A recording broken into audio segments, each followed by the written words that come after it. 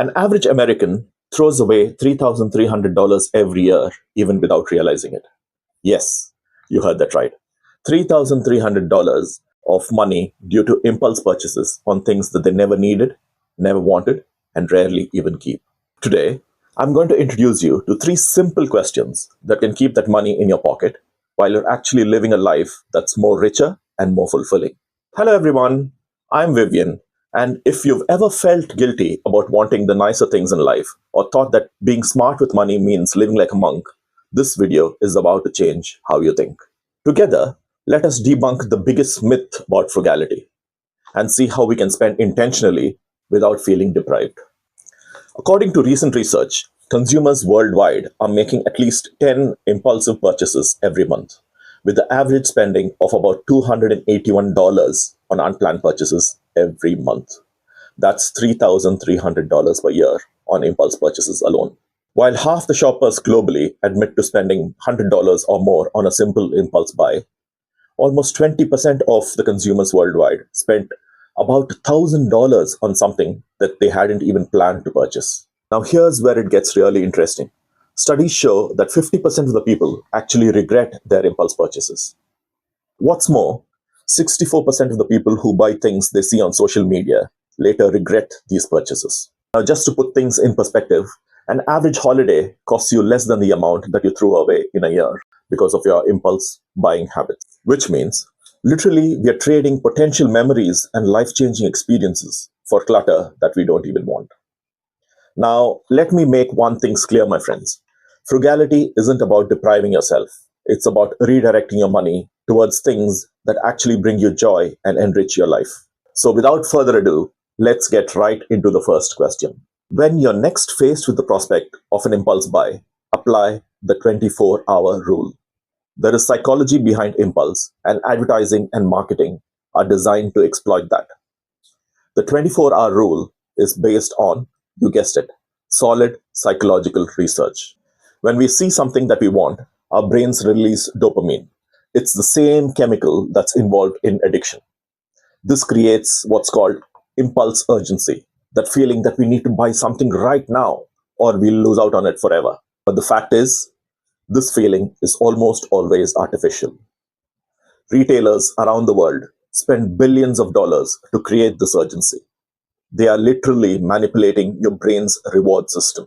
So with the 24-hour rule, you ask yourself this simple question. Can you wait 24 hours before buying this? Add it to your cart, bookmark it, write it down. Just remember it, whatever works for you. Then walk away. What happens in these 24 hours is fascinating. Research shows that in about 70% of the cases, you'll realize that you don't actually want or need the item. The dopamine rush fades, and you see the purchase for what it is. It's often just a momentary desire triggered by clever marketing. But here's the real bit. For the 30% of the time that you still want the item after 24 hours, buy them guilt-free as long as your finances allow. Because you've proven to yourself that it's not just an impulse. It's a genuine desire for something that you think can add value to your life. The second question to ask is, can I get the same quality for less money? Now notice the language here, my friends. I did not say, can you get it cheaper? I said, can you get the same quality for less money? There is a huge difference. It's the price and value equation. This is where frugality actually gets exciting instead of restrictive. You're not settling for less. In fact, what you're doing is just becoming a smarter shopper. You're learning to separate the value from the hype and substance from the brand name. In many categories, you're paying what I call a brand tax of 200 to 500% without getting any additional quality. Now let's take, for example, generic medications.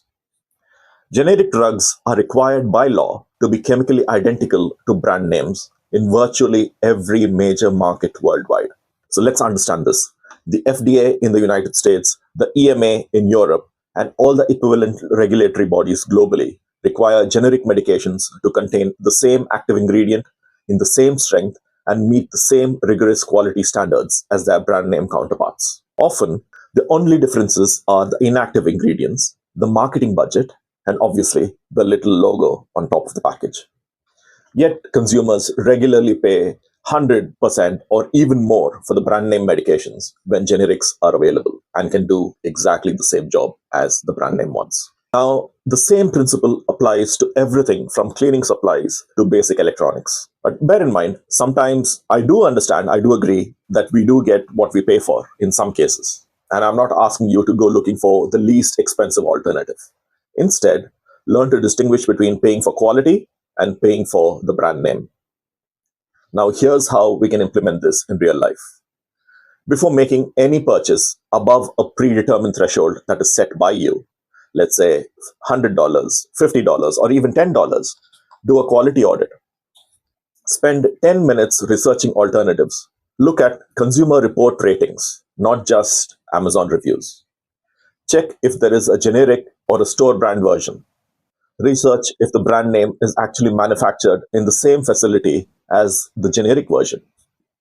And here's the interesting bit. This happens way more than you'd think. There are many things the big brands don't want us to know. A lot of store brand cereals are in fact made in literally the same facilities as name brands, just with different and more attractive packaging.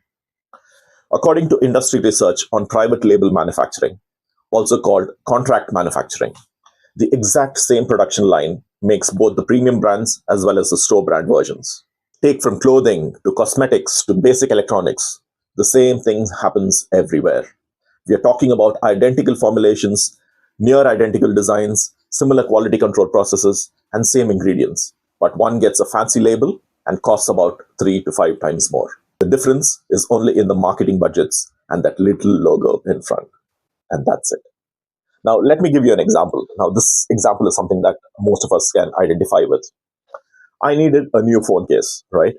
So the Apple Store, regardless of where you are in the world, sells the official case for about $50 to $60, sometimes even more. Now, if you're able to look beyond brands, you can find one with similar protection ratings, with same materials and the same design for $10 or at the most about $15 on Amazon. The only difference is the brand logo. So if you choose to save yourself the money, you can even get the same quality for a lot less. And what's more, if you do this often enough on different types of products, you can save yourself a few hundreds of dollars every year, surely. Now, my friends, here's what I'm stressing upon. I'm not saying deprive yourself of quality. I'm saying don't pay extra for a logo when you can get the same quality for less. Instead, you can use the money that you've saved for something that actually matters to you and actually enriches your life going forward. Third question might be a bit uncomfortable for some, but stay with me. The third question is, can you buy this used instead of new? Okay, I get it. Some of you are already rolling your eyes thinking about dusty thrift stores. But let me share with you some numbers. The global second-hand market was valued at 186 billion US dollars in 2024, and it's projected to reach over $1 trillion by 2035, which is a 17% annual growth rate. Now, this isn't some fringe movement, my friends. It's a massive economic shift that smart customers like you are already driving. Now, here's why this matters.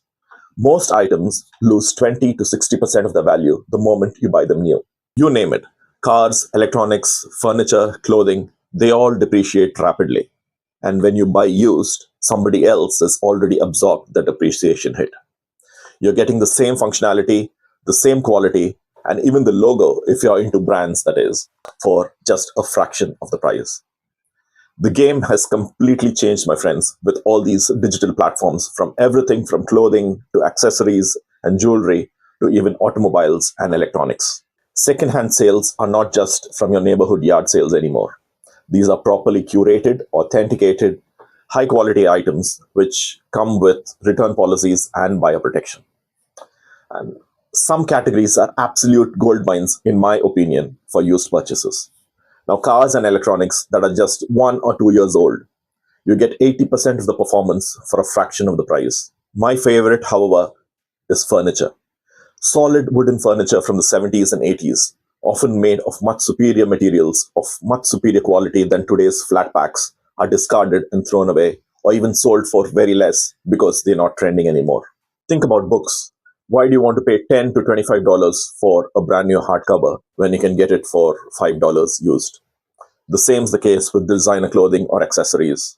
And my favorite, exercise equipment.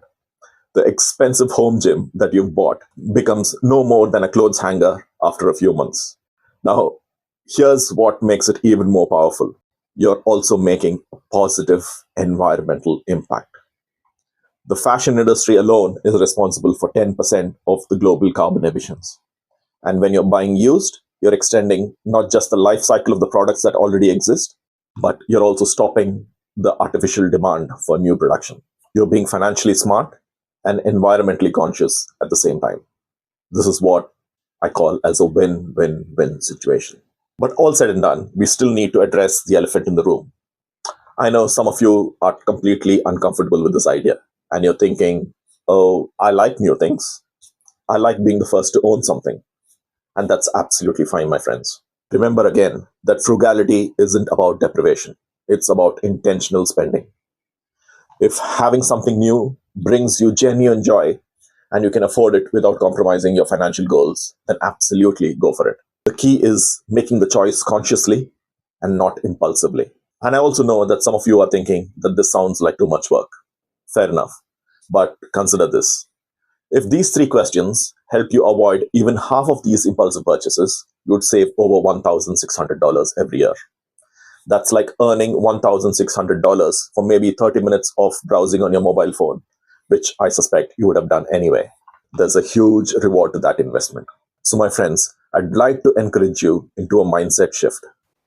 True frugality isn't about having less. In fact, it's about having more of what matters. When you stop wasting money on impulse purchases and overpriced items, you actually free up resources for things that you genuinely think will improve your life. Maybe it's traveling more. Maybe for some it is eating at better restaurants, investing in experiences with loved ones, or simply having more financial security. And if you're still not convinced, the $3,300 saved from annual impulse purchases invested in a simple index fund earning 7% annually would grow to about $46,000 in 10 years. And in 20 years, you would have about $135,000. Now, that's enough to buy a home in many parts of the world, even start a business, or fund years and years of incredible experiences. So let me recap and leave you again with these three questions, my friends. Can you wait 24 hours before buying this? Can you get the same quality for less money? Can you buy this used instead of new? Look at them as tools in your toolbox, not rules. Use them according to your situation. And remember, the goal is about intentional spending, not about deprivation at all. If you enjoyed this content, do consider subscribing to our channel, where we bring you more such videos about life, money, mindsets, and success. Until next time, my friends, live abundantly.